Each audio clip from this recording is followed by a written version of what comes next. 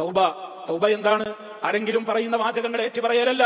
അവനവന്റെ മനസ്സ് അത് പൊട്ടിക്കരഞ്ഞ റഹ്മാനായ റബ്ബിനോട് ഒറ്റക്കിരിക്കെ റജുലുൻ ദക്കറല്ലാഹ ഖാലിയ ഫഫാദത് ഐനാ, ഒരു മനുഷ്യനതാ ഒറ്റക്കൊഴിഞ്ഞിരിക്കുന്നു. അവനെ ആരും കാണുന്നില്ല, ആരും ശ്രദ്ധിക്കുന്നില്ല, ഒരു വേള അവന്റെ കുടുംബം പോലും അറിയുന്നില്ല. അവൻ ഒറ്റക്കൊഴിഞ്ഞിരുന്നു കൊണ്ട് പ്രാർത്ഥിക്കുകയാണ്, റബ്ബിനെ ഓർക്കുകയാണ്, തന്റെ പാപങ്ങൾ ഓർത്തു.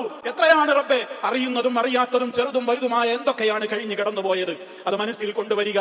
ഓർക്കുന്നതും അറിയുന്നതും അറിയാത്തതും ഒക്കെ ഉണ്ടാകും, പലതും ഉണ്ടാകും. വൻ പാപങ്ങൾ ഓർത്തു ഓർത്ത് അത് എണ്ണി പറയണം അള്ളാഹുവിനോട് കൃത്യമായി. ഇനി റബ്ബെ, ആ പാപങ്ങളെ കുറിച്ചുള്ള അഗാധമായ ഖേദം എനിക്കുണ്ടെന്ന് എന്റെ റബ്ബിന് മനസ്സിലാകണം. അതാണ് കഴിഞ്ഞുപോയ പാപങ്ങളെ കുറിച്ചുള്ള അഗാധമായ ഖേദം.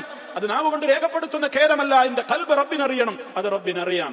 ഇനി ഒരിക്കലും അത്തരം ഒരു പാപത്തിലേക്ക് പോകില്ല എന്ന ദൃഢനിശ്ചയമുണ്ടാകണം. അതാ തൗബ.